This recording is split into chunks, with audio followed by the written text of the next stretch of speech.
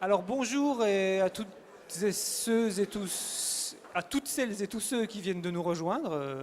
Bienvenue parmi nous.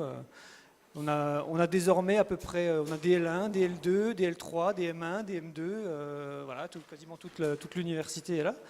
Grand plaisir de vous accueillir ici et grand plaisir de reprendre avec ceux qui étaient déjà là ce matin. On va donc passer à la deuxième table ronde de ces entretiens du web journalisme, consacré donc à la valse des statuts et des frontières. Et donc je passe la parole à Lara Van Dievoet qui vient de l'Université catholique de Louvain pour animer cette table. Merci Lara, et je te laisse la lancer et présenter les différents invités. Merci beaucoup. Donc oui, ce matin, pour ceux d'entre vous qui n'étaient pas encore là, on a notamment abordé la question de l'entrée dans la carrière. On a parlé notamment de trajectoires qui devenaient de plus en plus incertaines et plus hybrides dans le journalisme. Il y a vraiment des notions de frontières qui se brouillent, une flexibilité indispensable de la part des jeunes journalistes, notamment parfois la combinaison de plusieurs activités. Ici, c'est vraiment de ça dont on va parler cet après-midi, c'est de ces hybridations entre le journalisme et d'autres professions, d'autres activités qui sont parfois vraiment très très proches. On a des notions de frontières plus floues. Je viens de terminer ma thèse de doctorat sur le passage de journaliste en politique. Dans ce cas-là, la frontière est beaucoup plus claire, au moins symboliquement dans le discours des acteurs. Il y a vraiment une notion de transition professionnelle. On passe d'un espace professionnel à un autre. Même s'il y a des retours dans les rédactions après un passage en politique, les acteurs me disent qu'ils ne sont pas toujours certains de pouvoir revenir, qu'il y a vraiment une notion d'abandon du journalisme. Ici, on est vraiment dans une configuration tout à fait différente, puisqu'on va parler de combinaison entre plusieurs activités, puisqu'on se rend compte que dans les trajectoires, parfois le journalisme ne suffit plus, on en a parlé ce matin, mais ça peut également être un choix, et on va en parler aussi, de combiner ces différentes activités. Alors comme c'était le cas ce matin, on a à la fois des professionnels et une chercheuse, Ségolène Frisk, qui est maître de conférence à l'université de Nantes, et puis 3 journalistes et photojournalistes, Daniel Andreev, Fred Marvaux et Olivier Villepreux. Alors ma première question, puisque je pense que vous allez le faire mieux que moi, je vais vous demander de vous présenter, puisque vous avez chacun des parcours complexes qui combinent différentes activités. Donc je vais vous demander de vous présenter en nous faisant comprendre quelle est la part du journalisme dans vos activités, quelle part elle a eu au cours de votre carrière et comment ça a évolué au fil des années.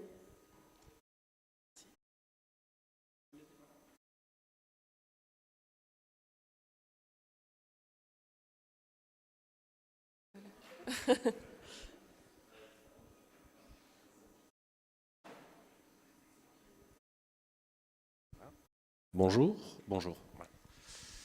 Je suis Olivier Villepreux.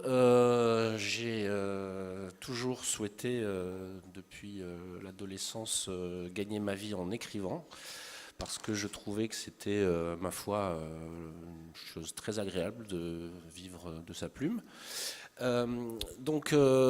J'ai fait un IEP, mais qui m'a servi à rien en vérité, parce que j'ai commencé dans le journalisme le week-end en travaillant comme un petit boulot en fait d'étudiant dans un journal du Sud qui s'appelle La Dépêche du Midi, où je passais mes journées en fait au téléphone, puisqu'il n'y avait pas d'ordinateur à l'époque, et en fait premier élément, c'est qu'on travaillait beaucoup au téléphone et évidemment pas avec des ordinateurs. Et en fait, j'ai appris ce métier sur le tas de journaliste et ça m'a plu. Et ce qui me plaisait, c'était surtout évidemment l'actualité, d'être le premier à savoir ce qui se passait dans le monde ou en France avant tout le monde, et donc de travailler à retraduire ça pour les lecteurs. J'ai trouvé du travail à Paris, dans un journal sportif qui s'appelle L'Équipe, où j'ai démarré. Après, j'ai fait un peu... Je suis parti de L'Équipe, j'ai démissionné. C'était une période où il y avait du travail, donc on n'avait pas de souci pour se recaser. Donc, au bout de 4 ans et demi, j'ai démissionné. Puis je suis passé à l'audiovisuel pour m'essayer à d'autres d'autres façons de faire du journalisme. J'ai travaillé pour une maison de production qui faisait des petits sujets pour Arte. Et ensuite, j'ai été pigiste puis embauché à Libération où je suis resté 12 ans. 12 ans où j'étais la majeure partie du temps secrétaire de rédaction, c'est-à-dire que j'ai bien sûr écrit, mais là, en l'occurrence, la plupart du temps, j'écrivais par-dessus les autres. Ou en tout cas, j'aidais à mettre en forme leurs articles. Et puis, pareil, après 12 ans, j'ai quitté Libération à la faveur d'une clause de cession au moment où Libération a été rachetée par un Suédois de Rothschild, en tout cas, qu'il a été recapitalisé à ce moment-là. Et j'ai continué à écrire, mais en fait, le journalisme m'intéressait moins parce que j'avais commencé autour de 20 ans, donc 20 ans, j'en ai 52, vous voyez. Donc j'ai arrêté en 2007, pas d'écrire, mais le journalisme en tant que journaliste avec une carte de presse. Pourtant, j'ai continué à être journaliste en écrivant des livres, par exemple, ou en faisant du documentaire télévisuel. Je considère que je fais toujours du journalisme, même aujourd'hui en ayant fondé avec des amis une maison d'édition qui s'appelle Anamosa. J'ai l'impression que les gens avec qui je travaille dans une maison d'édition, puisqu'on fait des livres de société, on va dire au sens large, qui traitent d'histoire, de culture, de la société contemporaine, j'ai l'impression que tous les auteurs font du journalisme et ils ne le sont pas. Donc c'est dans tout ce que j'ai fait ensuite, il m'a semblé prolonger ce métier de journaliste sans avoir la carte de presse, dont on n'a pas besoin en fait quand on est journaliste. En vérité, la carte de presse, ça sert à rien. Il suffit de travailler et on est journaliste en vérité. Voilà, je sais pas. Je pense que j'ai à peu près fait le tour de. Est-ce qu'on peut dire qu'aujourd'hui le journalisme est une activité complémentaire quand vous en faites? Le seul lien que j'ai avec le journalisme, et encore c'est bizarre, c'est un blog qui est hébergé par lemonde.fr, mais donc j'appellerais pas ça du journalisme en fait, puisque ça relève plus de la tribune ou de l'opinion, donc non, je mettrais pas ça dans le cadre du journalisme. Okay. Bonjour à toutes et à tous. Je me présente, Fred Marvaux, je suis photojournaliste, reporter photographe, journaliste. Je ne sais pas trop bien me définir en fait. Ça montre un peu du coup la complexité du statut. Je travaille essentiellement pour deux agences de presse photo, une qui est spécialisée en sport, l'autre, on va dire tout le reste, actualité, économie, politique, sociale. Je travaille également pour la PQR, la presse quotidienne régionale, en l'occurrence l'Est républicain. Voilà pour mes trois grosses activités de presse qui font que j'ai ma carte de presse. Et à côté de ça, je travaille également au Parlement européen à Strasbourg. Donc là, c'est plus de l'institutionnel. Et voilà, essentiellement, pour me présenter. Je passe la parole. Tu veux pas faire ton parcours un peu? Mon parcours, j'ai pas fait d'école de journalisme, j'ai fait des études de droit. J'ai travaillé 5 ans dans un tribunal. Parallèlement, je faisais de la photo depuis longtemps. J'ai commencé à faire des remplacements en PQR. Je posais un jour de congé au tribunal, j'allais travailler au journal, etc. etc. J'ai appris sur le terrain, comme ça, jusqu'à en faire de plus en plus et décider d'essayer de faire que ça. Et ça fait un peu plus de 10 ans que je fais que ça. Et depuis 10 ans, je me dis que peut-être que dans 6 mois, je ne serai plus photographe, je serai peut-être plus journaliste. Donc pour l'instant, ça tient. Voilà. Excusez-moi, votre activité de photographe au Parlement européen, c'est comme photographe accrédité au... Voilà, pour le service photo, pour le service photo pour l'institution. Ouais. D'accord, oui, c'est voilà, ça. c'est du corporate, quoi. Voilà. Okay. C'est pas de la presse. J'aime beaucoup dans 6 mois, tu te donnes 6 mois. Non, mais ça fait 15 ans que je me dis peut-être dans 6 mois. Bonjour tout le monde, je m'appelle Daniel Andreev, je suis journaliste freelance depuis un peu plus de 20 ans. Et j'ai commencé, je suis rentré un peu là par hasard en fait. J'étais toujours passionné de presse. Je viens d'une famille quand même où la lecture et l'écriture étaient très importantes. J'ai plusieurs écrivains dans ma famille. Il y avait toujours des journaux à disposition. J'ai toujours été exposé à ça et j'ai toujours aimé ça. Le seul truc, c'est rien de me prédisposer à faire ça par les études. J'ai fait des études de langue, j'ai fait des études de japonais, ce qui n'a rien à voir. Et d'ailleurs, pour ceux qui étudient les langues, il faut savoir ça, c'est que la langue n'est pas un travail en soi. C'est un plus, mais moi je viens d'une famille russe, donc j'ai en plus le russe et le japonais. Mais par un hasard, en fait, moi je suis rentré par la petite porte, c'est-à-dire j'avais un site internet. C'est comme ça qu'on appelait les blogs avant que les blogs s'appellent blogs. Et puis je me suis fait remarquer et un mec m'a appelé un jour et m'a dit écoute, on a besoin de gens qui savent écrire et vite aussi. Et c'est comme ça que je suis rentré dans la presse. J'ai commencé par la presse jeux vidéo en fait. Et j'ai commencé par à l'époque, c'est la presse papier. Donc à l'époque on était payé en francs, souvenez-vous. Et souvenez-vous le papier aussi. Et c'était une période assez exaltante pour commencer en fait. C'était vraiment je ne sais pas si on vous le dira, mais c'était un peu l'Eldorado à l'époque. Et puis ensuite j'ai fait un petit peu de traduction, ce qui m'a permis d'avoir la double casquette. Et maintenant je suis journaliste presque tout le temps. Je suis auteur aussi puisque j'ai écrit 2 bouquins cette année.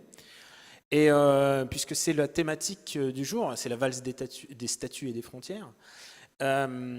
J'ai aussi une nouvelle casquette désormais. Je suis aussi producteur, journaliste, mais aussi producteur de podcasts. J'ai monté une société pour produire les podcasts que j'écris, que je conçois à l'aide de mes camarades. Et donc voilà, ça me donne une casquette supplémentaire. Alors je sais qu'il y a plein de gens qui s'intéressent aux podcasts en ce moment et tout. Et j'ai trouvé même un mode de financement qui convenait un peu à l'éthique de ces contenus audio et que maintenant on peut télécharger partout. Est-ce que je dois ajouter encore quelque chose ?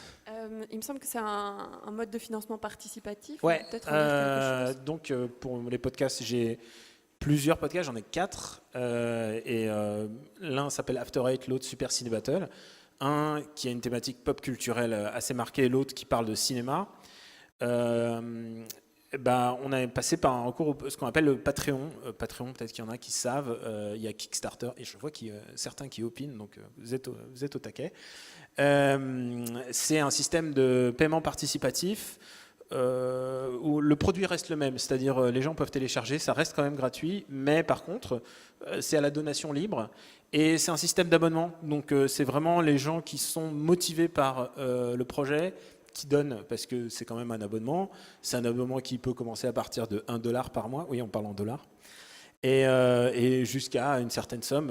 Et comme ça, de produits complètement gratuits, il reste produits complètement gratuits, mais par contre, on laisse la liberté de chacun de nous donner ce qu'ils veulent. Bien entendu, comme ça devient un commerce, un achat, évidemment, les gens qui s'abonnent, ils peuvent, ils ont droit à des bonus, ils ont droit, enfin, on fait pas ça à l'œil, on fait pas genre, vous nous donnez $10, on vous fait des bisous. C'est vraiment, on leur donne un plus produit, on leur donne des contenus exclusifs, ou alors on leur donne la chose en avance. Enfin, on se débrouille pour qu'il y ait quand même une satisfaction du produit. Et je dis produit, mais en même temps, c'est aussi un truc qui détermine quelque chose dans mon métier, dans le métier de journaliste, pour moi en tout cas. C'est la satisfaction du lecteur en fait. C'est un truc qu'on oublie parce nous on est à un moment où la presse est en difficulté et tout ça, mais il faut jamais perdre de vue que même si on donne une information, même si on donne du plaisir, il faut donner du plaisir dans ce qu'on fait. Et je crois que ça a été un peu le maître mot de ma carrière, c'était essayer de toujours apporter la satisfaction et à moi en tant qu'auteur et au lecteur. Et je crois que les deux vont en tandem. Le but, c'est finalement de toucher le lecteur, hein, qu'on soit dans l'information, qu'on soit dans le divertissement.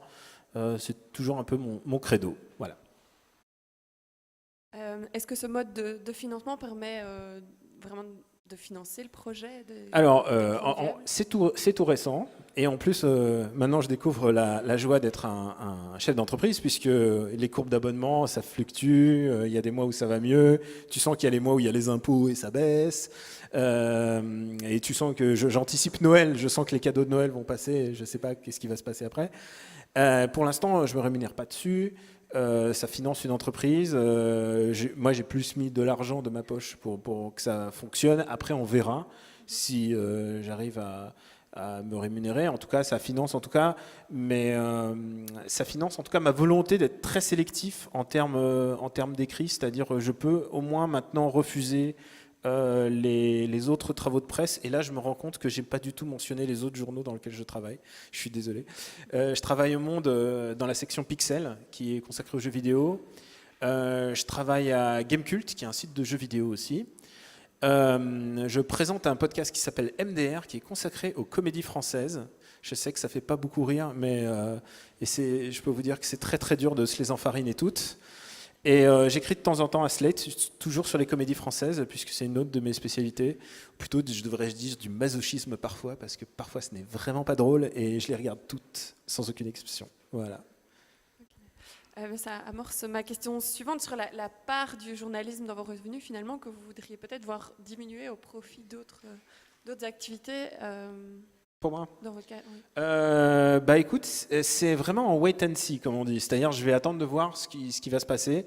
Je peux vous dire un truc, c'est que je fais ce boulot depuis 20 ans. Il y a eu des années qui étaient beaucoup plus maigres. Il y a eu des années où on perd un employeur et tout d'un coup ça disparaît. J'ai vécu de tout ce temps-là, j'ai eu au moins 2 clauses de cession, un dépôt de bilan. Enfin, j'ai vécu beaucoup de maisons de presse et j'ai vu beaucoup de maisons de presse disparaître. La fameuse crise du papier, le tournant des années 2000. Donc il y a un truc qu'on m'a appris, en fait, c'est presque du bon sens économique, c'est de ne pas mettre ses œufs dans le même panier. Et pour mener un distinguo par rapport à mon camarade de gauche, ce n'est pas la carte de presse, ce qui fait de moi, ce qui me donne un point commun avec Jean-Pierre Pernaut aussi, puisqu'il n'a pas la carte de presse aussi. Il n'y a pas d'obligation d'avoir la carte de presse pour faire de la presse, ni pour l'écrire, ni pour avoir l'éthique aussi. Et ça, c'est aussi un truc important qui me semble être... Moi, j'ai pas eu le parcours... étudiant comme vous, et on vous a appris aussi ce que c'est que ce qu'il faut respecter, parce que ça vous donne aussi des devoirs, en fait, des obligations. Et moi, je l'ai pas eu, et je l'ai appris très vite sur le tas, parce que j'avais pas le choix, et parce que aussi c'est quelque chose qui me plaisait, que je respectais. J'aime la presse, voilà. Alors, oui, même question pour vous, Fred Marvaux, sur la part des revenus journalistiques, par exemple, par rapport au... Moi, j'ai plus de la moitié de mes revenus qui proviennent de la presse. C'est Ok. pour ça que j'ai la carte de presse. Mhm. Si mon activité en dehors de la presse monte, j'aurais pu ma carte. Et pour moi, donc je suis d'accord qu'il n'y a pas besoin de la carte de presse pour être journaliste. Par contre, moi, si j'ai plus ma carte, je perds plein de boulot, quoi. Je peux plus faire de matchs de foot, je peux plus rentrer dans les stades. Donc ça me fait une agence à qui je peux plus travailler déjà. Et sur la politique, il y a plein de reportages sur accréditation avec la carte de presse, donc c'est un peu plus compliqué si je l'ai pas, quoi.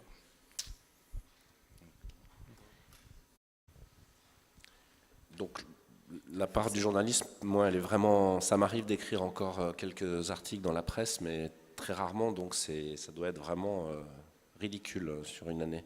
Ce qui revient... Je veux dire, les revenus en provenance de la presse, pour moi, sont vraiment ridicules. Ségolène Frisk, donc vous êtes maître de conférence en sociologie à l'Université de Nantes et chercheuse au laboratoire à Rennes. Vous étudiez justement la porosité entre journalisme et d'autres activités, notamment la communication, la nécessité d'avoir des compléments de revenus et notamment la diversité des activités connexes. Et c'est ça, sur cette question-là que je voulais vous interroger. Est-ce que c'est quelque chose qui se développe, qui croît, et quel type d'activité est-ce que vous observez ? Alors, c'est une recherche collective que j'ai menée avec d'autres collègues, et on s'est partagé au départ à la fois des entretiens dans différents secteurs de presse et puis un travail aussi statistique. Et donc, on s'est rendu compte, notamment à travers les entretiens, plus de la moitié des journalistes qu'on a rencontrés, donc des personnes qui se disaient globalement journalistes et qui étaient dans une situation instable, quels que soient les statuts utilisés, parce qu'après, il y a aussi les questions des statuts d'emploi dans le journalisme, de plus en plus diversifiés à l'intérieur, mais après aussi la multi-activité, effectivement, qui était de plus en plus développée. Et au moins la moitié des journalistes qu'on a rencontrés, alors c'est pas un échantillon représentatif, mais malgré tout, voilà, c'est quand même significatif, parce que de toute façon, c'est très difficile pour le coup de trouver des chiffres là-dessus. C'est pratiquement très difficile à mesurer statistiquement. Donc la moitié des journalistes rencontrés avaient des activités extérieures au journalisme. Ça pouvait être soit vers l'édition, et donc soit prolonger des travaux d'enquête vers des ouvrages, soit travailler pour des maisons d'édition plus sur commande, par exemple sur des thématiques pratiques ou des choses comme ça. Et puis surtout également la communication.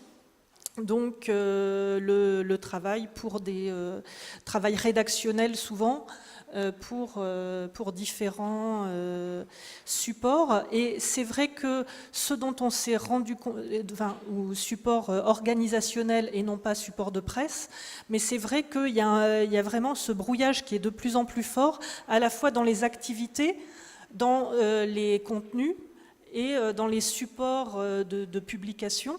C'est de plus en plus difficile. Il y a une importation des deux côtés. Il y a de plus en plus d'acceptation de pratiques qui sont proches de la communication, avec des choses qui relèvent plus du publi-reportage que de l'information en tant que telle, dans le journalisme. Et puis de l'autre côté,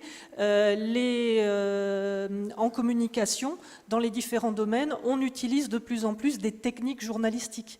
Et donc, il y a des allers-retours croissants. Donc voilà, c'est cette idée de porosité croissante entre les deux sphères, qui donc notamment ça a fait l'objet d'un article dans les cahiers du journalisme à Lille, enfin qui est géré à Lille. Donc voilà.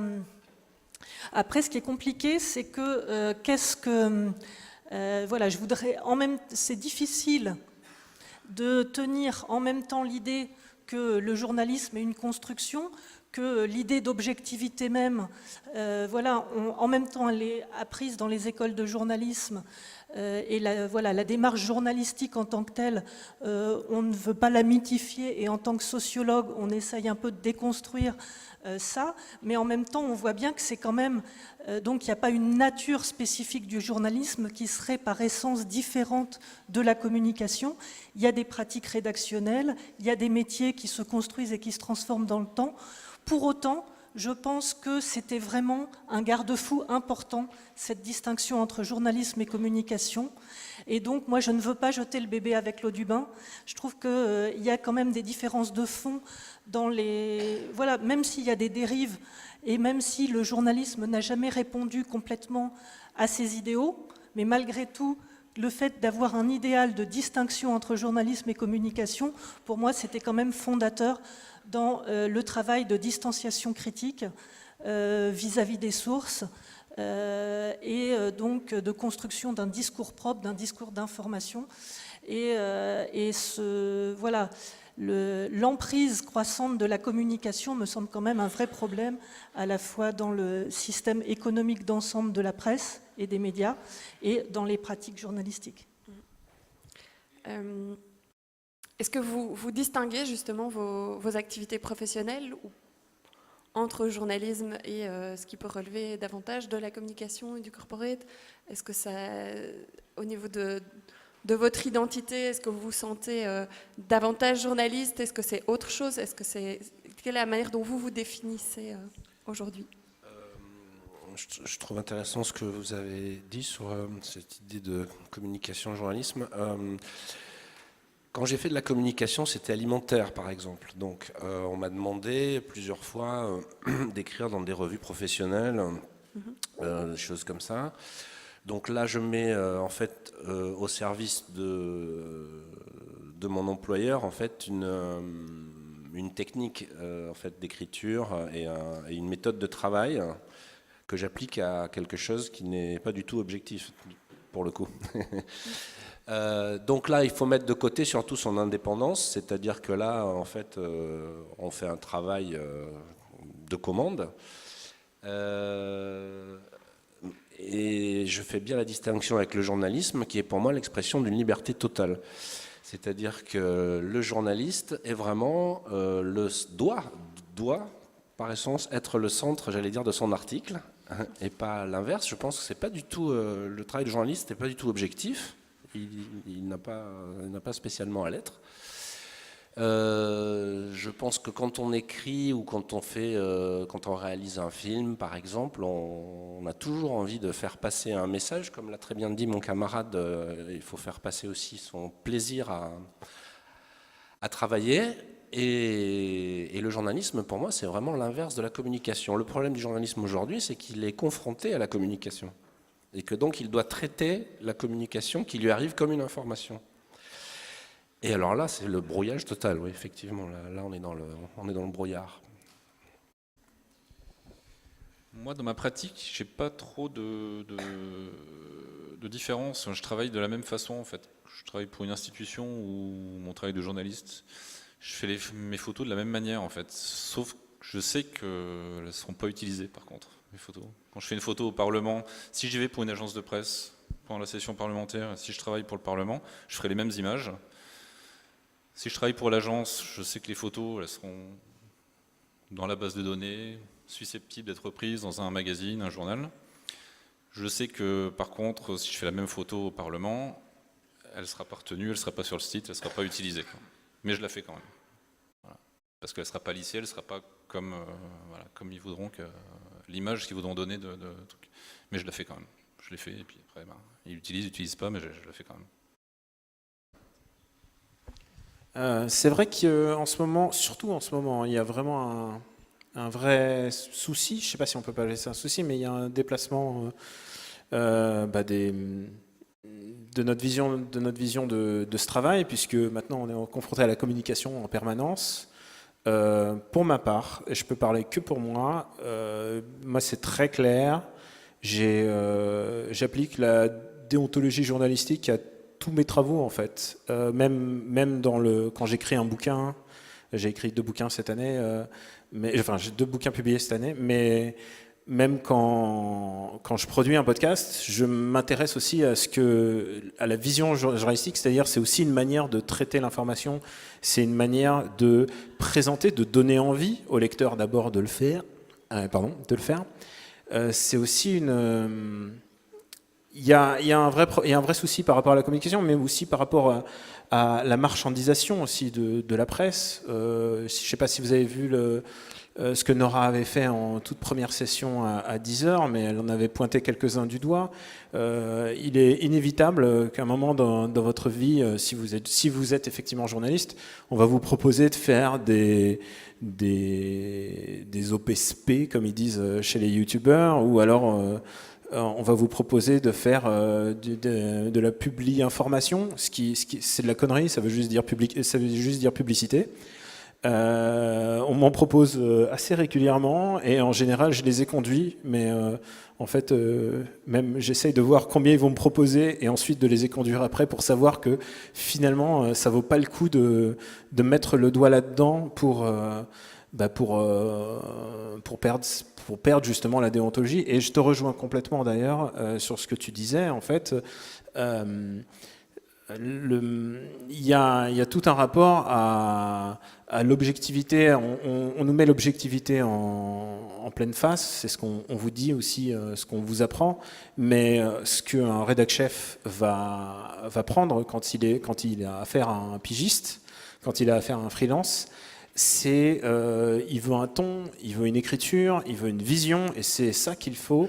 Quand tu dis à juste titre que c'est le journaliste qui est au centre de l'expérience, oui, c'est exactement ça. C'est une des manières, mais aussi peut-être la plus radicale, de faire comprendre, de faire vivre le papier, de faire vivre un article, de faire vivre un sujet, que ce soit à la radio, même à la télé. Il n'y a pas besoin d'aller dans le néo-journalisme, c'est vraiment la manière la plus élémentaire à mon avis d'intéresser les gens et surtout aussi d'avoir un ton. Et c'est quelque chose qui ne vient pas comme ça d'ailleurs. Si je compare mes trucs que j'écrivais il y a 20 piges et aujourd'hui, on n'est plus les mêmes personnes que quand on a commencé, que quand on était à la fac. on a vieilli et du coup, notre style a évolué et c'est ça aussi que les rédacteurs en chef peuvent rechercher. Je crois qu'au fur et à mesure des années, c'est comme ça que j'ai construit au moins mon identité littéraire presque. Ségolène Frisk, je pense que vous vouliez rebondir. Oui, j'avais envie de rebondir un petit peu sur ce qui a été dit dans peut-être la première salve de réponses sur la part du journalisme dans l'ensemble des activités, parce que c'est vrai que si globalement, par exemple, admettons que la moitié globalement des journalistes exercent une activité extérieure, en fait, dans le temps, ça se transforme. Au départ, ça peut être un complément de revenus qui permet soit de tenir dans le journalisme déjà, y compris de s'y insérer en attendant d'avoir de meilleures piges, et ça peut même parfois aussi être finalement un moyen d'équilibrer des revenus pour continuer à faire à côté un journalisme plus indépendant, plus exigeant, etc. Et donc refuser des piges qui ne nous plaisent pas pour développer des spécialités, par exemple. Et donc ça peut avoir un effet à court terme d'équilibrage et de donner en quelque sorte plus de marge de jeu aux individus pour en tout cas poursuivre leur carrière dans le journalisme. Mais on se rend compte aussi qu'à long terme, finalement, après, ça a un effet de translation progressive des positions. Et comme souvent, les travaux hors presse, comme les travaux de com, sont bien mieux payés par rapport au temps ou à la photo, etc., que les travaux journalistiques, d'abord, ça va déséquilibrer les revenus. Et donc, on peut passer la barre fatidique des 50%. Quand on a donc plus de 50% des revenus qui sont hors presse, on n'a plus le droit à la carte de presse, alors même qu'on peut avoir beaucoup plus de temps passé sur les activités journalistiques. Donc, il y a un petit peu un piège aussi à ce niveau-là. Et après, à long terme, c'est vrai que ce déséquilibre entre l'investissement, on le voit chez tous, l'investissement personnel que ça demande de persévérer dans le journalisme, de poursuivre une spécialité, développer des compétences, puis aussi la création de nouveaux médias, à la fois de nouveaux supports, de blogs qui vont en même temps, qui vont permettre de développer ces spécialités journalistiques. En même temps, au bout d'un certain moment, quand il y a trop de déséquilibre dans les revenus ou la rentabilité des deux activités, ce qui pendant longtemps reste un fantasme, si un jour ça va moins bien, je ferai autre chose. Donc, soit je me reconvertirai dans la com, soit je serai pâtissier, j'ouvrirai une chambre d'hôte, ou d'autres choses qui sont pendant longtemps des fantasmes qui aident à tenir, mais à un moment, quand il y a trop de déséquilibre, quand la précarité aussi use les gens, parce qu'autant on sait qu'on va y passer quand on est jeune, quand on sort d'une école, on sait qu'on va avoir des périodes de précarité, mais au bout d'un certain temps, c'est vrai que ça peut user et donc ça peut basculer vers une reconversion. Donc je voulais souligner les aspects positifs et négatifs. Par moment, à court terme, ça peut équilibrer des revenus, ça peut permettre aussi de tenir dans le temps, etc., de développer des activités plus personnelles, mais il y a d'autres moments où on réalise une bascule.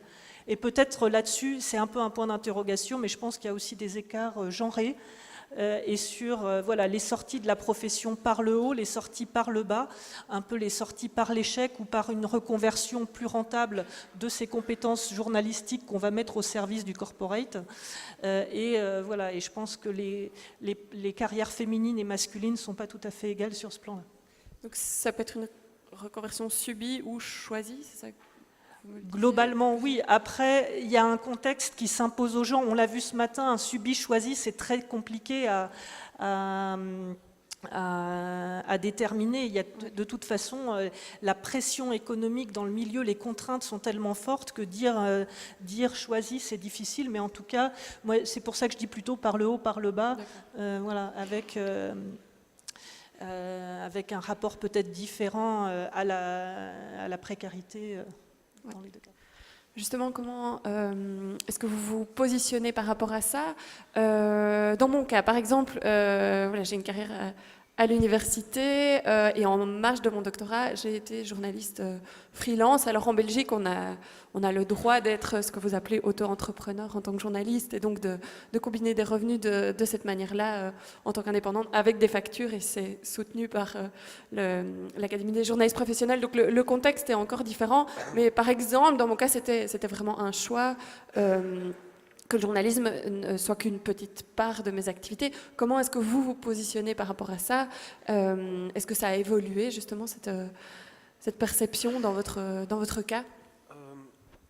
Plus qu'une perception, c'est une réalité. C'est-à-dire que par exemple, moi je cumule plusieurs statuts de fait. C'est-à-dire que, alors là c'est subi, c'est comme ça, j'ai pas fait les lois. Mais donc d'un côté, je peux être, comment dire, intermittente du spectacle, je peux être donc auteur, c'est-à-dire voilà. Donc j'ai plusieurs caisses, et éventuellement même celle des journalistes, puisque quand je touche des revenus du journalisme, voilà. Donc en fait, ce que je suis détermine un espèce de statut hybride et qui est assez compliqué à gérer en fait, parce que des fois on tombe d'un côté, des fois on tombe de l'autre, on ne sait jamais trop sur quel pied danser. Et cette hybridation mène aussi au fait qu'on a des revenus très irréguliers. Donc, c'est-à-dire que, par exemple, je peux dire que je gagne ma vie, mais c'est totalement irrégulier. Et que donc, ces différents statuts me pénalisent, notamment par rapport à la banque, tout simplement. En fait, la banque ne comprend pas qu'on ne soit pas salarié, quoi. C'est juste pas possible pour eux. Il faut que l'argent tombe tous les mois. Il ne faut pas qu'il tombe dans 3 mois.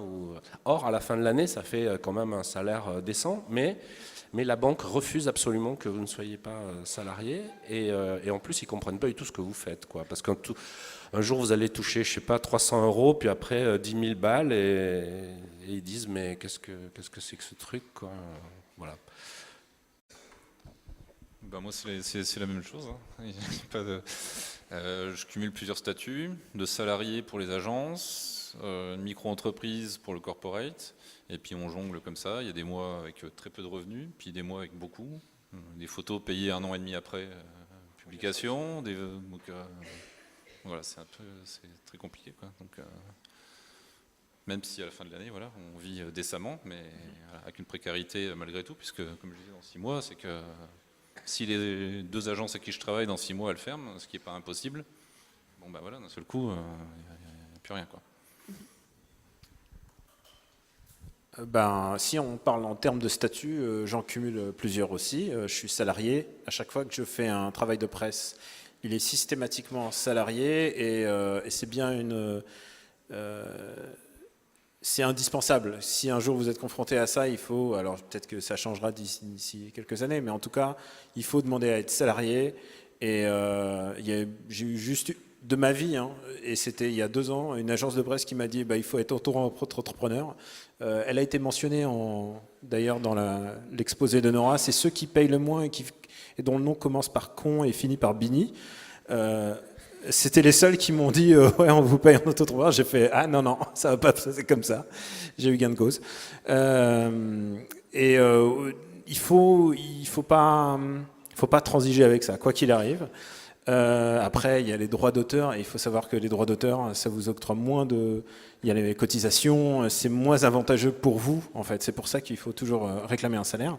Et mon autre statut, c'est que je suis président d'une société, donc ça, c'est complètement une autre fonction, un autre statut, un autre système, et en plus, ça s'adresse à quelque chose que je ne sais pas faire, c'est-à-dire faire de la comptabilité, donc j'ai engagé quelqu'un pour le faire à ma place, parce que autant je sais parler les langues, autant compter, je ne sais pas.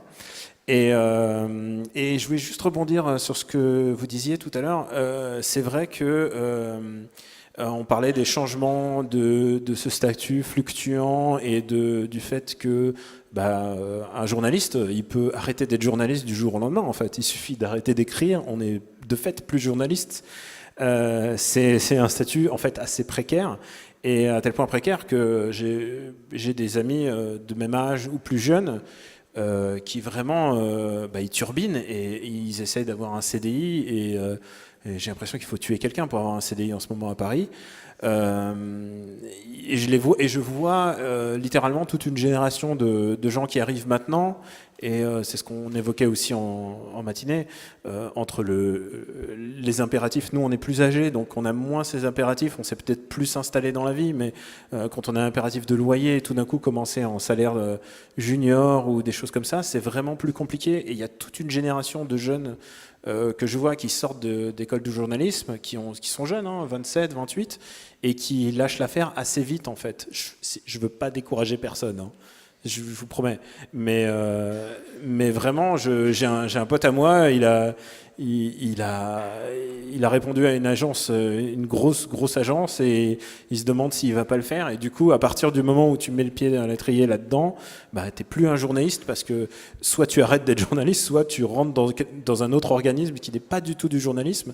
Et du coup, il faut abandonner cette partie de sa vie pendant un bon bout de temps. C'est une période assez bizarre, et je vois littéralement des personnes entières qui se disent, par exemple, je vais passer freelance, le fameux je vais passer freelance pour voir et démarcher. Et en fait, moi j'arrive à peu près à m'y faire parce qu'avec les années, parce que je me suis un peu organisé, parce que je me suis blindé, mais parce que j'ai eu des mauvaises années, donc je sais comment ça se passe, mais il y a vraiment des périodes où c'est vraiment assez compliqué, et du coup je peux comprendre complètement que tout d'un coup on se dise c'est pas rentable de courir à la pige. Je vais vous dire, j'ai des piges qui me prennent 20 à 30 heures de travail et qui me rapportent 100 euros, quoi. C'est pas BZF, quoi. C'est pas, je les vole pas, mais c'est pas. Il y a vraiment des employeurs qui payent mieux que d'autres, et donc on se met à privilégier d'autres employeurs, et puis on se met à privilégier aussi les employeurs qui aiment notre travail, en fait, simplement, dans lequel on aime bien travailler, et du coup on ne pratique pas exactement le même métier avec les employeurs. J'ai cette impression, en tout cas, peut-être vous me mettrez en faux, avec les employeurs différents. On parle de statut, mais juste en termes de la manière de faire le travail, je sais que je n'écris pas de la même manière quand j'écris pour Le Monde que quand j'écris pour Gamecult ou Slate. Je sais que mon cerveau switch complètement, et même si je fais le même travail journalistique, c'est une autre démarche. Et il faut pouvoir composer avec ça, avoir plusieurs employeurs, s'entendre bien avec plusieurs personnes, c'est pas donné aussi. Je me suis engueulé plusieurs fois avec des rédac chefs. S'engueuler avec un employeur, ça veut dire dire non à, je sais pas, 500, 600, 1000 euros par mois. C'est des trucs, c'est des notions avec lesquelles il faut vivre, avec lesquelles on doit composer. Je sais qu'il y a je peux pas balancer, mais j'ai un rédac chef avec qui, genre, c'est tout feu tout flamme. Je me dis merde, est-ce qu'il veut continuer avec moi ou pas? Et pour l'instant, on continue, mais voilà, c'est comme avoir une relation de travail avec qui on partage pas le même espace. Et il y a aussi un autre truc qui est important pour la presse écrite, c'est que pour lui, pour un rédac chef, et ça c'est très important, pour lui ça coûte rien de prendre un de ses salariés pour faire du travail peut-être moins bon, peut-être qu'il est moins spécialisé, peut-être qu'il fait moins bien le boulot, mais il va juste demander à un mec assis à son bureau, il va dire fais-moi ça. Et c'est ce qu'on disait à propos des vols de sujets, c'est qu'il peut même vous voler votre sujet, ou simplement juste dire à un mec fais-moi ça, et ça lui aura coûté rien en temps alors que faut pas oublier que votre salaire, avec toutes les cotisations et tout ça, en fait, ça lui coûte beaucoup plus cher. Voilà. Donc, c'est tout un système avec lequel il faut composer. Et j'ai envie de dire bon courage. Alors, J'aurais aimé vous entendre sur l'influence du web et des évolutions digitales qui touchent le journalisme et les autres activités que vous exercez. Est-ce que dans le cadre de vos carrières en particulier, ça a été par exemple l'occasion de se diversifier, d'être sur d'autres banques d'images en ligne, une source d'avantage ou au contraire de difficultés, un moyen de promotion dans le cas des podcasts et de financement? Voilà, j'aurais voulu comprendre comment vous vous positionniez par rapport à ça. Bon alors, positionner. Alors d'abord un récit d'expérience. J'ai assisté donc à Libération, à cette fameuse transition, c'est-à-dire l'arrivée en fait du numérique dans la rédaction. C'est quelque chose qui a été très mal vécu par l'ensemble des journalistes. Pas le fait que les informations aillent sur le support numérique, mais ont changé de travail puisque on ne fabrique plus un journal, on est sur un flux. Donc en fait le travail n'est pas le même. Et donc bien des journalistes ont dit, et à mon sens avec raison, on ne fait plus du journalisme. On alimente la machine, ou la bête, quoi, comme vous voulez. De fait, ça a quand même beaucoup changé la façon de travailler. Comme les vieux, comme moi, on ne voulait pas y aller sur cette machine. En fait, nous, ce qu'on aimait, c'était, vous voulez calibrer un journal, c'est quand même un exercice intellectuellement très, non seulement c'est passionnant, mais le fait qu'il y ait un temps imparti, c'est quelque chose de très, c'est difficile à décrire, mais en tout cas, il y a quelque chose un peu, il y a de l'adrénaline là-dedans quand on doit boucler un journal à 1h du matin et qu'une info tombe à minuit et qu'on est 3 dans la rédaction et qu'il faut faire tout le boulot, c'est juste pour ça qu'on fait ce travail, quoi. Eh ben avec le numérique, tout ça, ça n'existe plus. Donc en fait, on perdait quelque chose de très important dans l'exercice du métier. Et alors ce qui s'est passé, c'est qu'en fait, Libération, par exemple, ils ont embauché beaucoup de jeunes pour travailler sur leur site. Parce qu'en fait, les vieux ne voulaient pas, donc ça a fait du boulot pour les jeunes, tant mieux. Mais j'ai pas l'impression qu'ils font le même métier que celui qu'on faisait. Je ne dis pas que c'est moins bien, hein. Je ne dis pas qu'ils ne travaillent pas bien, c'est pas ça que je veux dire. C'est pas la même chose au sens de la technique et de la façon dont on intellectuellement envisage l'information. C'est pas pareil. Voilà. Je ne sais pas si j'ai répondu à votre question. Je ne suis pas sûr. Oui. Ouais. Moi, l'arrivée du numérique, le web, tout ça, je pense que ça a tué la photo, tout simplement. Une photo, aujourd'hui, elle ne vaut plus rien du tout. Sur Internet, ça ne vaut plus rien. Non seulement tout le monde pioche les images partout, mais les agences qui vendent, c'est des flux, c'est des volumes de photos qu'ils vendent, donc ils vendent ça à rien, à l'unité. Donc les pigistes, là-dessus, on ne s'y retrouve pas. Donc nous, Internet, à la limite, ça ne nous concerne même plus, quoi, parce que ça... Donc on continue à travailler pour des titres, des journaux, des agences, mais pas pour Internet, puisque voilà, on n'y gagne rien. Donc elles sont utilisées sur Internet, mais pour rien, quoi. Pour nous, on n'y gagne rien. Après, c'est un intérêt peut-être pour découvrir des gens, des photographes, des jeunes talents. Il y en a plein, énormément. Voilà. Après, Instagram, Facebook, tout ça, tout le monde regarde les images, mais personne ne s'arrête dessus, en fait. C'est un flux continu. Donc les gens s'arrêtent sur une photo dans un musée à Perpignan, mais pas sur Internet, quoi. Donc, dans votre cas, ce n'est pas particulièrement un moyen de promotion ou de, non, absolument de votre pas. travail. Non. Non, je travaille déjà avec des titres, des journaux, des agences, donc je n'ai pas travaillé. Les gens, non. C'est pas un outil. Peut-être pour des nouveaux, des gens qui commencent peut-être, mais je ne suis pas trop convaincu quand même. Alors moi j'ai vécu le changement papier-internet vraiment de plein fouet parce que j'étais justement dans un journal qui a déposé le bilan presque au basculement des années 2000 et c'était pas encore la domination d'Internet et du coup je me suis dit non seulement je perds ma fiche de paie mais en plus il se passe un truc et moi au contraire je trouve que Internet est assez génial parce que c'est vrai qu'on a la nostalgie des dates de bouclage, des moments de tension, et je te rejoins complètement. C'est vraiment une saveur presque d'une autre époque, j'ai envie de dire, et qu'on a pourtant encore, et ça existe encore, la presse papier, achetez-en. Le truc, c'est que j'adore Internet, l'immédiateté d'Internet, le fait que on est accessible au plus grand nombre, on est accessible surtout à des gens qui n'auraient jamais eu accès à votre travail en fait. Quand j'écris pour Sledge, c'est très bien qu'il y a des gens qui n'étaient pas venus sur le site, qui vont lire mon article et qu'ils n'étaient pas venus pour ça à la base. Et il en va de même pour tous les autres types d'articles en fait. Donc il y a eu vraiment un basculement. Pour moi, je trouve qu'il a été positif de ce point de vue-là. Cependant, et là je te rejoins complètement, et là on parle des grandes rédactions, tu parlais de Libé, mais c'est toutes les mêmes. Il y a les jeunes qu'on a embauchés pour faire du bâtonnage. Pendant toute une génération de bâtonneurs, on les payait une misère, même pas en pige, hein, c'est en CDI, mais on les payait presque à mi-temps. On leur payait presque à mi-temps pour qu'ils fassent des dépêches AFP toute la journée. Ça n'a rien de valorisant pour le travail. En plus, on les chope à l'âge où, au contraire, on a des idéaux, on a envie de faire les meilleurs papiers de sa vie et tout, et on les détruit. J'ai vu vraiment des rédactions qui humiliaient les gens à faire ça.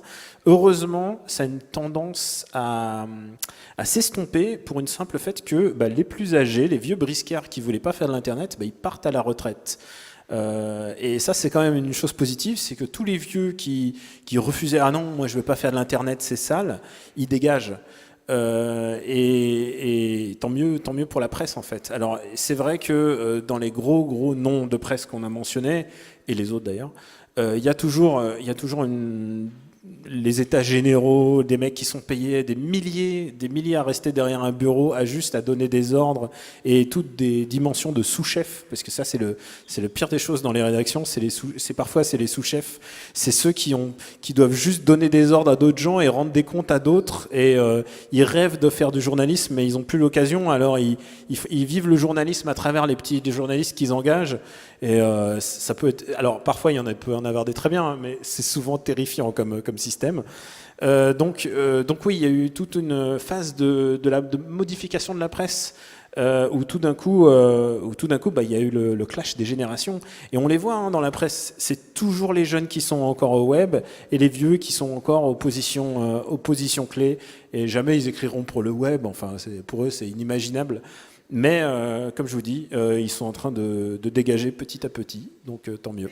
Dans le cadre de votre carrière en particulier, est-ce qu'on peut dire que ça a été source d'opportunités, de et oui, c'est vrai que tu parlais du changement du web. Oui, et pour ma part, effectivement, pour moi, le web a été une manière d'abord de montrer ce que je vaux, de montrer les articles que je vaux, les articles que j'écris, et au fur et à mesure de ma vie, c'est ce qu'on disait avant, c'est qu'on change, et je sais qu'en plus en étant sélectif, et ça c'est un très très mauvais choix de carrière, être sélectif au début, c'est pas un bon choix. En étant sélectif, j'écrivais, je me donnais vraiment beaucoup de mal, je me donne vraiment beaucoup de mal pour que les gens prennent, même les trucs les plus anodins, je me donne du mal pour que les gens y prennent du plaisir, mais par contre, le contre-coup, c'est que je suis devenu assez lent. Je suis devenu assez lent en termes de production. Et en fait, les podcasts, c'est vraiment été génial pour moi, parce qu'ils sont venus à la suite d'une frustration en fait. C'est que j'adore m'exprimer sur la culture, sur le cinéma, sur plein de choses, et les journaux sont très cloisonnés. Moi, je pourrais proposer tout ce que je veux à certains journaux, même culturels, même dont je connais les gens. J'ai suffisamment le bras long pour aller un petit peu dans les rédacs. Et parfois, les rédacs sont très très cloisonnés. Il y a les gens qui ont leur pré-gardé. Vous vous imaginez pas comment ça peut être. Et je parle même pas des sections politiques des journaux, mais sur la culture, il y a les gens qui ont tel film, des gens qui ont tel bouquin et tout. Donc le podcast m'a donné l'opportunité, et ça c'est vraiment un nouveau média.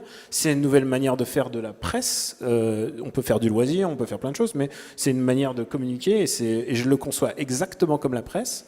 C'est-à-dire avec des idées, avec une envie de partager. Et alors ça c'est le pendant, c'est que depuis cette année, donc du coup, il y a comme Internet m'a donné cette possibilité de faire payer les gens, ou plutôt de faire payer les généreux donateurs en fait, parce que tout le reste reste gratuit. C'est ça aussi un des vrais soucis qui va arriver aux transformations. Tu parlais de la transformation de la place. Est-ce qu'on va faire payer? Est-ce que les gens se rendent compte de la vraie valeur d'un article, de combien un journaliste a été payé? Parce que on aime bien être payé, mais les gens se rendent pas compte aussi qu'il y a aussi du travail, il y a parfois de la documentation, il y a plein d'éléments qui rentrent en compte, et que l'article, c'est pas juste le salaire du journaliste. Et du coup, les gens parfois ne se rendent pas compte de ce que coûte vraiment la presse. Là, on est dans un aspect complètement de vente direct, c'est-à-dire ça reste la même chose, mais vous donnez combien vous voulez, et en plus j'arrive à un moment de cette économie, mais bon, de cette nouvelle presse en fait, où pendant des années, je sais qu'on a tous piraté, on a tous téléchargé de la musique, on a tous téléchargé des films, j'en vois qui sourient. Maintenant, il y a toute une nouvelle démarche de paying is the new cool, c'est-à-dire maintenant c'est cool de payer aussi, c'est cool de dire hey, j'ai payé pour ça, je les soutiens, et maintenant on peut aussi soutenir la presse comme ça. Je suis abonné à plusieurs journaux simplement en me disant je les soutiens de cette manière. Voilà, c'est une nouvelle manière, et je crois que c'est un truc auquel la presse va devoir se faire, c'est-à-dire que maintenant il y a vraiment une manière presque engagé de suivre la presse, et je crois que c'est quelque chose qui va se développer avec le temps, parce que il y aura des journaux qui vont fermer et les gens vont prendre compte que c'est aussi assez fragile et qu'il faut la soutenir. Ségolène Frisk, que montrent vos recherches sur la précarisation et la multiplication des statuts, sur cet impact du web sur les carrières? Alors, il y a le niveau des carrières où ça a été de nouvelles opportunités de travail pour soit se diversifier, soit d'ailleurs occuper des nouveaux postes dans des rédactions où on avait besoin de jeunes pour occuper ces fonctions. Mais en fait, à travers cette floraison de nouveaux sites, il y a eu le pire comme le meilleur. Il y a eu, on va tous citer Mediapart en exemple, donc ça permet vraiment de faire un travail de fond sur l'information et puis de tenir une ligne rédactionnelle, et ils ont trouvé un vrai modèle économique. Mais après, de l'autre côté, il y a plein de choses qui ont éclos sur le net, et pour le coup, en lien aussi avec la précédente question, où le brouillage pour le coup entre communication, publicité, information, etc., ce brouillage était vraiment à son maximum. On citait par exemple le cinéma ou d'autres domaines culturels. Dans les exemples qui m'ont été cités, quelqu'un me disait que qui avait envie de plus ou moins de devenir critique cinéma, et donc qui a accepté de travailler pour un site internet qui ne rémunérait pas à la pige, mais simplement défrayait, et donc le simple défraiement du déplacement était considéré comme une rémunération suffisante, voire parfois la rémunération symbolique de dire ça, vous pourrez le mettre dans votre book et ce sera bon pour votre carrière, mais en plus envoyez systématiquement 3 personnes et prenez le papier de celui qui était le plus positif. Donc qu'est-ce que ça veut dire en termes de rapport critique là pour le coup? Donc on est en fait dans la promotion pure, on n'est même pas dans la publicité parce que c'est même pas forcément à ce moment-là payé par les producteurs du film, mais on est dans une logique de promotion où il n'y a plus aucun sens journalistique derrière. Donc, et ça n'existait pas malgré tout dans la presse écrite, parce que voilà, il y avait plein d'ambiguïtés dans plein de médias. On citait tout à l'heure le magazine Elle, qui paradoxalement, enfin là je fais un peu une digression, mais qui était dans le plus haut dans les taux de rémunération, mais où quand même une bonne partie des gens qui y travaillent, en fait, font des articles sur les thèmes qui ont été financés par de la pub. Donc, en fait, on met toujours en face à face, et tous les articles sont programmés, enfin, une bonne partie des articles sont programmés en fonction de la pub qui a été payée. Donc là, voilà, ça existe aussi dans la presse traditionnelle, et y compris quand c'est bien payé, etc. Mais disons que peut-être ce brouillage était encore plus fort dans tous ces sites qui ont éclos sur Internet, et où peut-être que, comme c'était encore plus des jeunes, peut-être parfois moins passés par des écoles à qui on avait fait intérioriser un peu les règles déontologiques du journalisme, etc. Donc les personnes ont eu encore plus de mal à résister à cette pression qui vient d'abord des organes de presse, ou justement je dis organes de presse, mais parce que, bon, en tout cas des supports. Et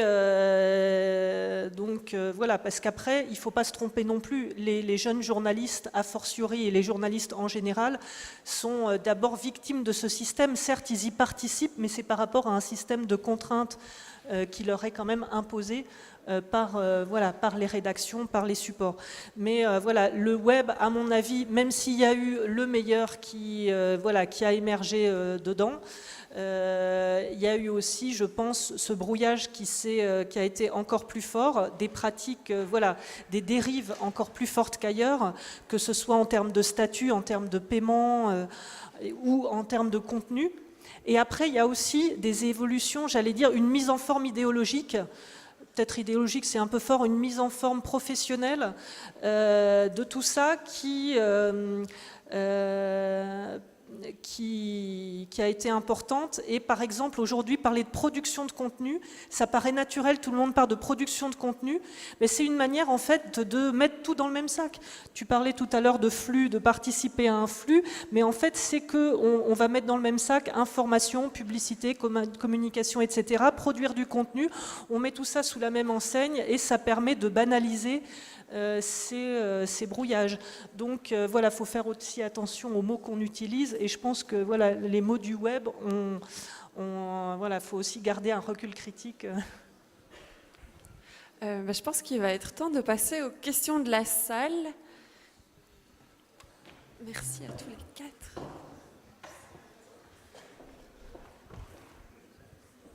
Je ne sais pas si c'est mon micro qui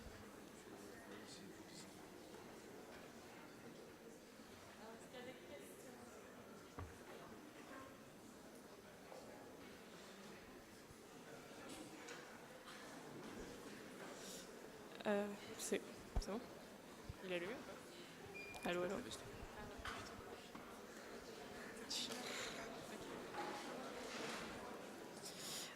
Ma question concerne moi je suis en Master 1 du coup, du MJMN, et elle concerne du coup Daniel, je suis désolée pour votre nom de famille, par rapport au fait que vous avez dit que c'était un mauvais choix d'être sélectif dans votre parcours.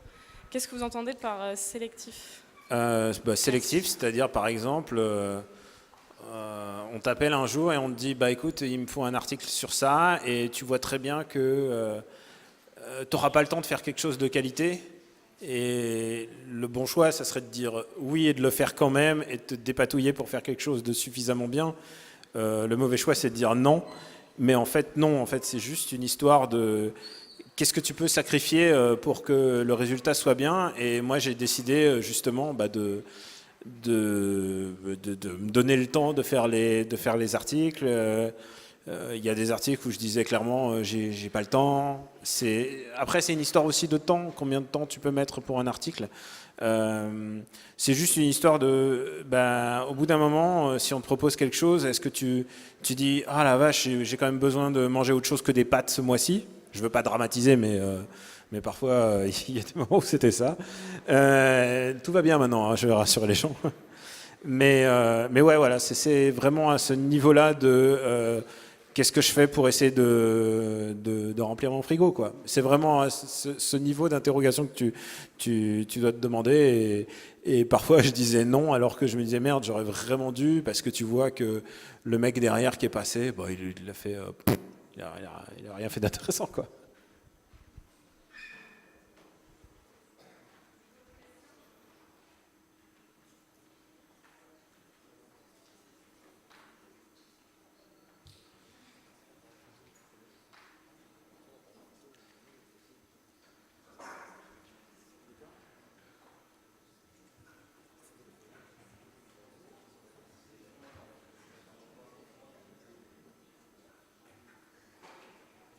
Bonjour, donc moi je me présente, je suis Yacine, je suis étudiant au sein de la classe prépa égalité des chances mise en place par l'école de journalisme de Lille. Et je voulais vous poser une question parce que je ne vous ai pas beaucoup entendu parler de la PQR.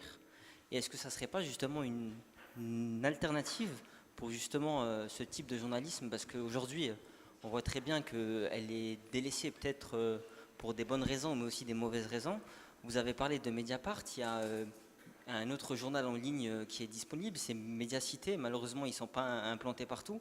Mais est-ce que vous ne pensez pas que justement la PQR aussi peut présenter un avenir pour ce métier important pour la démocratie? Merci. Oui, moi j'ai pensé qu'en fait, justement, la création des sites d'information en ligne permettrait à la PQR de prendre un peu sa revanche en quelque sorte sur la presse nationale. Je suis un défenseur acharné de la PQR pour une simple et bonne raison, c'est qu'en province on continue à acheter des journaux. Et que donc si on les achète, il faut donner de l'information de qualité. Force est de constater que malheureusement, les journaux de province, hormis quelques-uns, que je peux citer parce que ça ne me gêne pas, mais il y a des très bons journaux de province, comme Sud-Ouest, si vous connaissez par exemple, qui font non seulement de l'information locale, mais aussi de l'information nationale. Et je trouve que majoritairement, ils ne se sont pas vraiment engouffrés dans ce créneau qui leur était en gros offert, quoi. Je trouve que la qualité n'a pas suivi, alors qu'ils auraient à ce moment-là effectivement peut-être misé sur des jeunes journalistes et rebâti des rédactions de manière un peu plus vivace, un peu plus curieuse, un peu plus ancrée avec l'époque. Je pense qu'ils auraient eu beaucoup à y gagner. Mais alors, je peux me tromper, mais j'ai l'impression que globalement, ils n'ont pas franchi le pas, quoi. Voilà. Alors, paradoxalement, ça me fait un petit peu rebondir sur l'actualité. Ouest France a quand même beaucoup développé le web. Là, ils veulent franchir un nouveau pas. Ils sont sur le web first.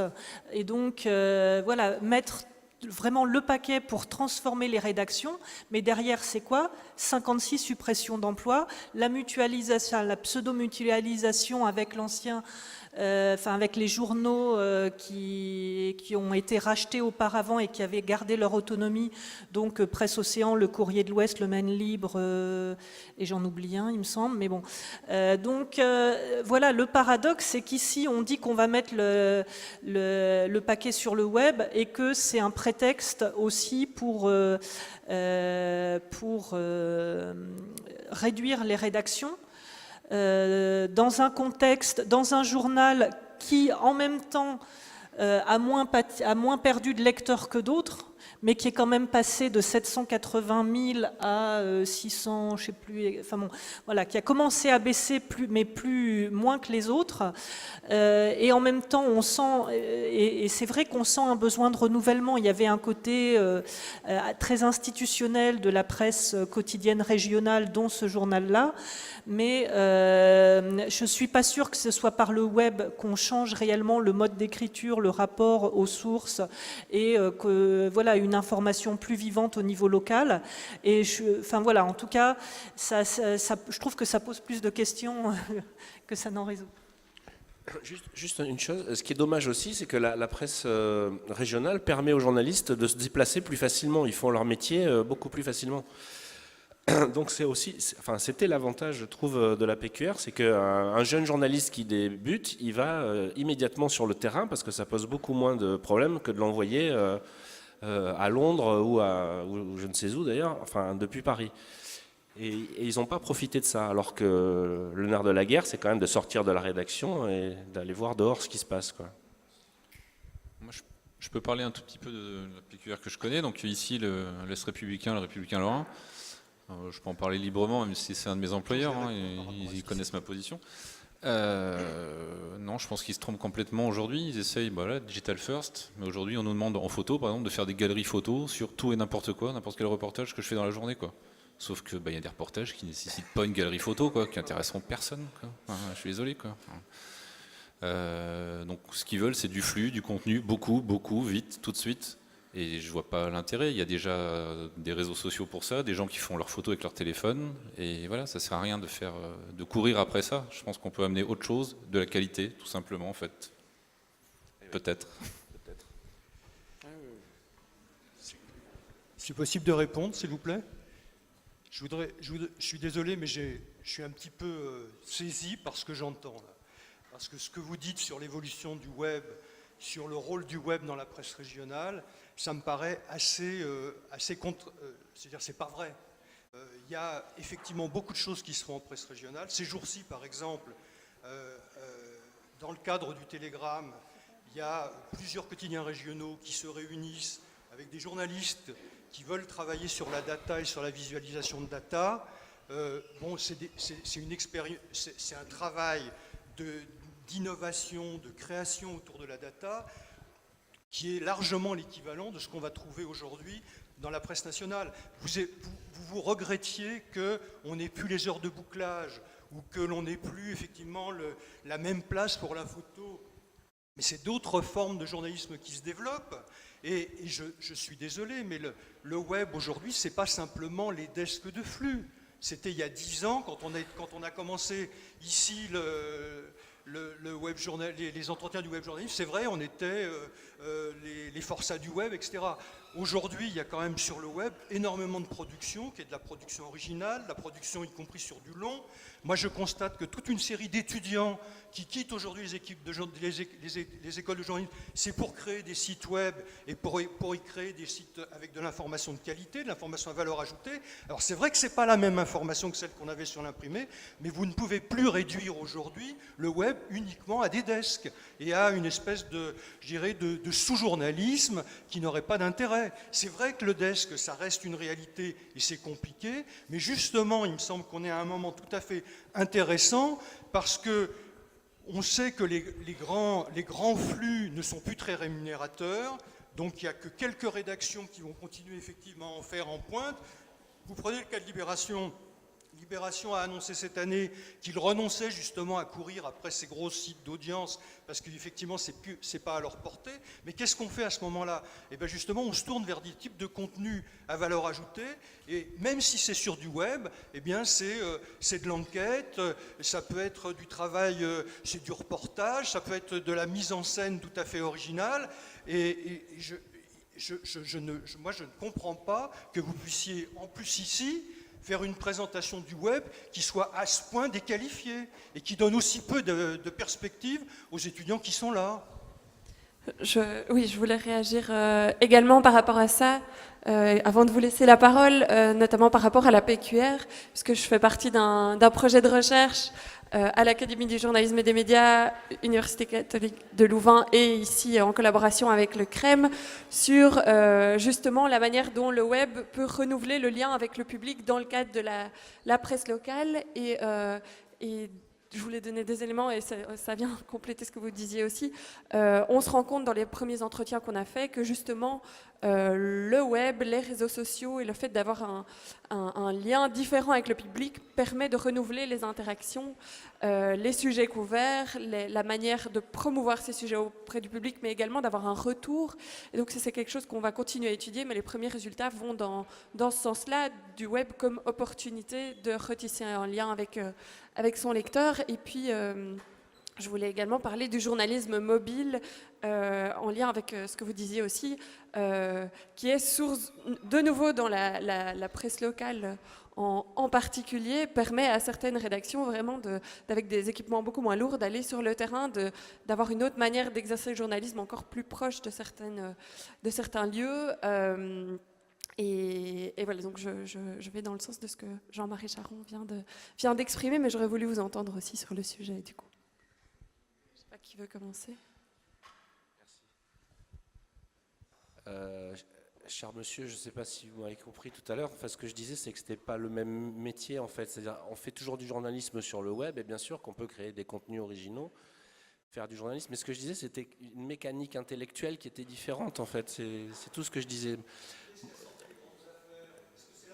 Mais Où est-ce que ce sont des sites internet ces derniers temps? Mais on n'a pas de problème avec ça. Je disais... Non, je vous ai dit, enfin, ce que j'ai dit en tout cas personnellement, c'est que c'était deux manières de produire de l'information qui étaient différentes. Et ça, on peut le dire, je pense, quoi.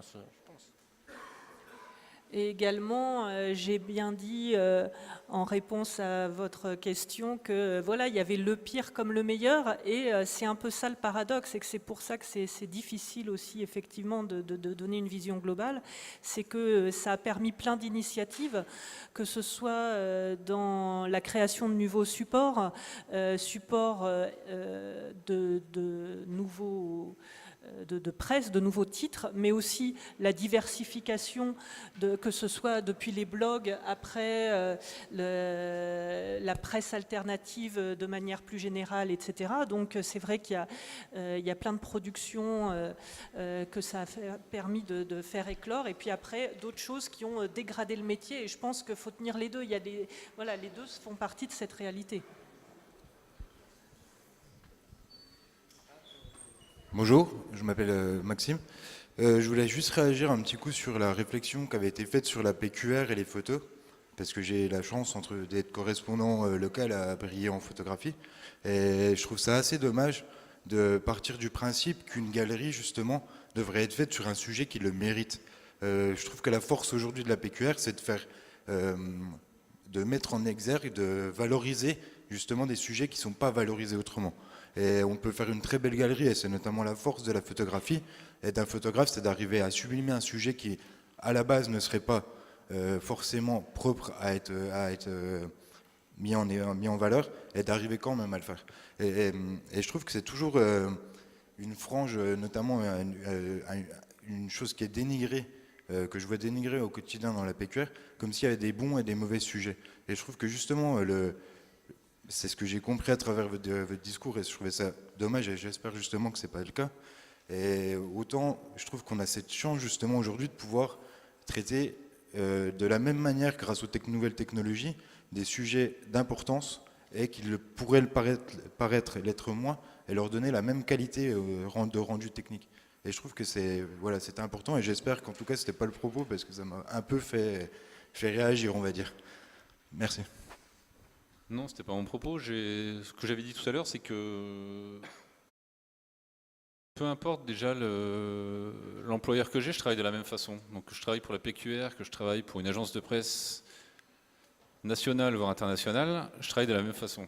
Donc il n'y a pas de petit sujet pour moi, je la travaille. Voilà, si c'est un auteur dans un coin, si c'est une inauguration, si c'est un match de, je sais pas quoi, moi, de national ou un match de Ligue des Champions, je le ferai de la même façon. Donc il n'y a pas de petit sujet. Simplement, ce que je disais sur le web tout à l'heure, c'est qu'en PQR, notamment l'Est républicain, le Républicain Lorrain, c'est qu'on veut du contenu beaucoup, vite, et tout et n'importe quoi. Et il n'y a pas de qualité, ou la qualité est noyée dans une masse qui est illisible en fait. Et tant qu'on n'arrivera pas à trier, à hiérarchiser, à faire du tri là-dedans, je trouve que ça n'apportera rien au lecteur, que ce soit dans le papier ou le web.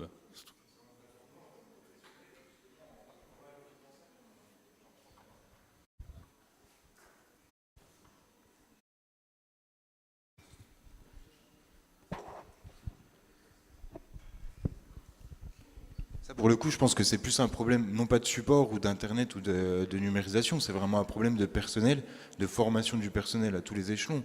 Dans le cadre de la PQR, aujourd'hui, on se lance dans la vidéo au Républicain Lorrain. Derrière, il n'y a pas une connaissance du métier du montage et de la vidéo qui est conséquent.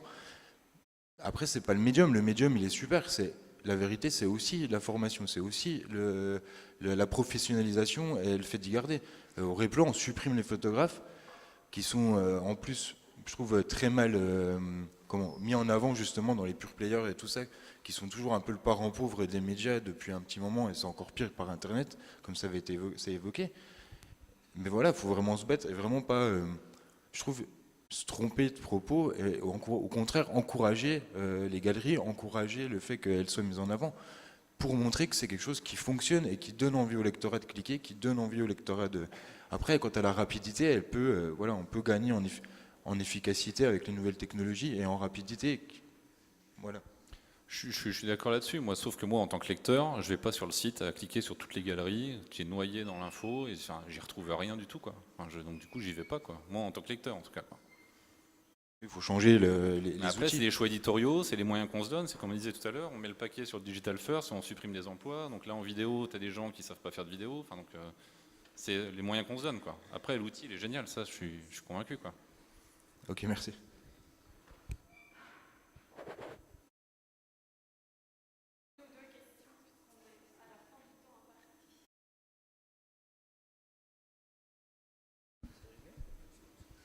Allô? Oui, bonjour. Oui, du coup, moi je suis étudiant au master, donc je suis un digital native dans le sens où voilà, j'ai toutes les technologies, etc. Et je vous entendais parler sur tout le sujet, etc. Et je trouvais ça très intéressant. Mais en même temps, pour reprendre ce que disait Monsieur Charon et en même temps ce que vous disiez vous, dans le sens où j'ai fait un stage au Républicain Lorrain, donc pour le coup, le plan Digital First, j'y ai été confronté.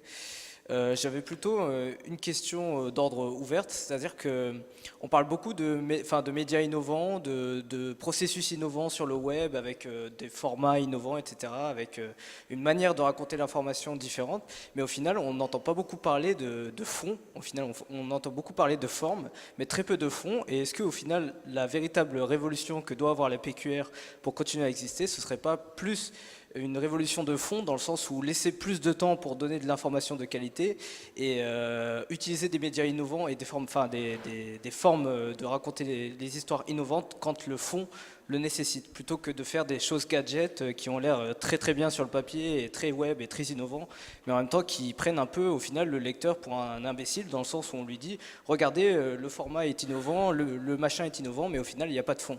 Donc est-ce qu'au final le problème ce serait pas plutôt de restructurer le fond, la pensée, tout au final, plutôt que juste de se dire il faut être sur le web, il faut être innovant. Voilà.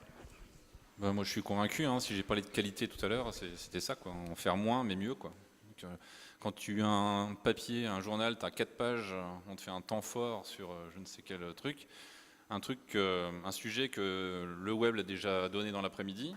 C'est pour la parution du lendemain. Je vois pas pourquoi, moi, en tant que lecteur, j'achèterais le journal papier le lendemain, alors que je l'ai déjà vu la veille sur Internet, ou alors sur tous les réseaux sociaux, parce que tout le monde l'a déjà partagé. S'il n'y a pas de contenu, s'il n'y a pas un intérêt journalistique, s'il n'y a pas une enquête, s'il n'y a pas quelque chose de plus, si c'est juste un papier voilà, de communication, à la limite, on a juste retransmis une com d'une municipalité, d'une métropole, d'un truc, ça n'a pas d'intérêt, quoi. Et le lecteur, il ne va pas être dupe encore très longtemps, quoi. Enfin, c'est pas possible.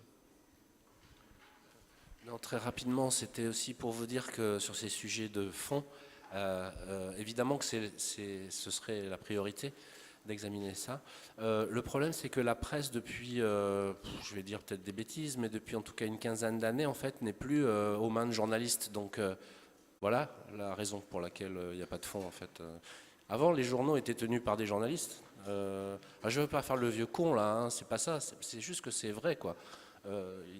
Vous allez dans une hiérarchie aujourd'hui d'un journal, il n'y a pas de journaliste, quoi. Donc,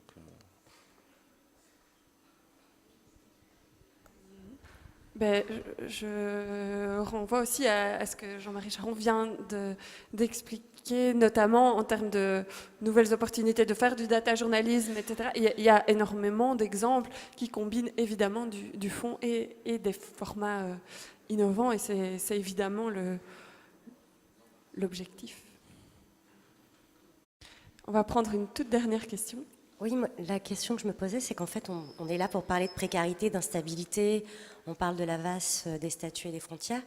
Et en fait, je m'aperçois qu'il n'y a aucun rédacteur en chef, en fait, il n'y a aucun décideurs parmi nous aujourd'hui, comme souvent d'ailleurs dans les manifestations, dans les conférences, les colloques, qu'ils soient académiques ou professionnels, ou mêlant les deux d'ailleurs. Où sont, alors on pointe les groupes, hein, on vient de citer énormément de marques, de grands groupes, parfois multinationaux. Où sont-ils? Où sont ces représentants? Parce qu'on aurait pu avoir des réponses finalement. Alors on voit des journalistes qui se disent freelance ou indépendants, alors que ce matin on disait justement qu'il fallait faire attention, il s'agit de piges, donc ne pas se présenter en freelance et en indépendant qui renvoie à d'autres notions, c'est déjà, je pense, un premier pas. En fait, la question que je me pose, c'est ils sont où les responsables? Parce qu'on parle de quelque chose de très massifiant, mais qui n'est pas là. On parle des publics, on aurait pu avoir une association de publics, mais qui ne sont pas là non plus. On est toujours dans un discours très alarmiste, très catastrophiste, autour de la mort de l'écrit, hein, ce qu'on vient de dire à propos des nouveaux médias, alors qu'en fait, en effet, c'est pas si désastreux que ça. Et le pire encore, c'est que ça ne touche pas uniquement le métier journalistique, quand bien même on voudrait lui donner une symbolique tout à fait exceptionnelle, l'exception culturelle à la française, qu'en fait, il y a toute une flopée de métiers qui sont concernés par toutes ces transformations, par une précarisation telle qu'on l'appelle de l'emploi, sans pointer quelques responsables que ce soit. On aurait pu aussi inviter un décideur politique, pourquoi pas, lié au ministère de la Culture, une délégation culturelle ou médiatique. On n'en voit pas non plus. Et puis surtout que cette valse des statuts et des frontières, elle ne concerne pas uniquement les journalistes. Moi, dans le cadre de mes études, j'ai pu interroger des rédacteurs en chef à qui on demandait non seulement, alors je parle ici du plus grand groupe de presse professionnelle européenne, qui a été en plein plan social, qui n'avait rien de social, naturellement, comme tous les plans sociaux, et qui demandait aux rédacteurs en chef de plusieurs numéros de travailler de chez eux et d'accepter d'être rémunérés sous format de facture. Et donc, du coup, cette fameuse précarisation ne concerne pas que les journalistes, mais y compris les cadres de rédaction. On aurait pu aussi inviter un contrôleur de gestion, ça c'est la grande nouveauté, importée du milieu de l'ingénierie dans le milieu médiatique, pour pouvoir lui demander. Voilà. Donc je me pose simplement la question d'essayer de sortir un peu du microcosme des journalistes et des métadiscours journalistiques pour essayer d'aller trouver des responsables finalement, puisque la précarisation, d'accord, mais elle sort d'où?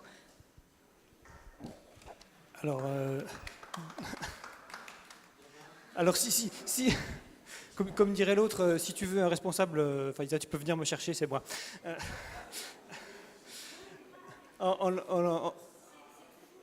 En l'occurrence, pour ce qui est des tables rondes, voilà, j'assume complètement aussi les choix qui sont faits aujourd'hui. Alors avec un bémol quand même, parce qu'un employeur, il y en aura un dans la dernière table ronde dans la personne de Jean-Christophe Boulanger, en ayant fait le choix délibéré d'inviter un employeur qu'on peut, je pense, classer dans la catégorie des vertueux.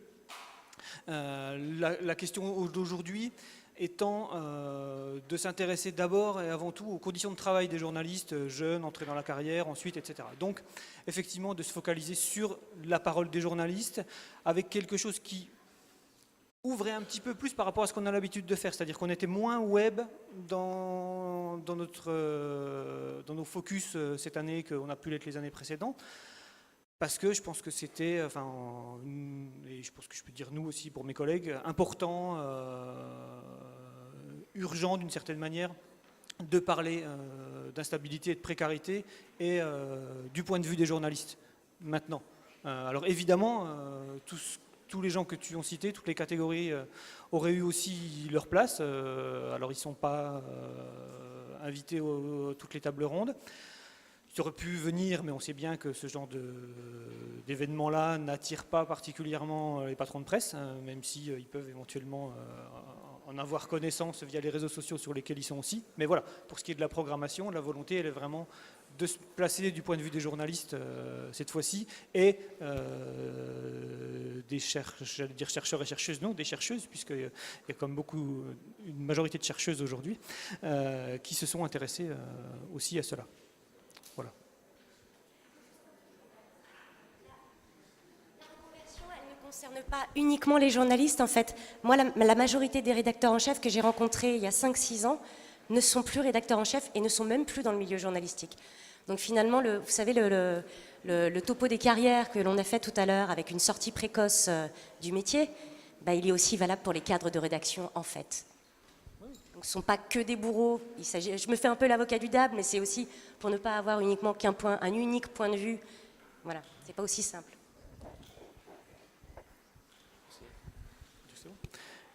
Eh bien, merci beaucoup à toutes et à tous. On va faire une petite pause avant la dernière table ronde.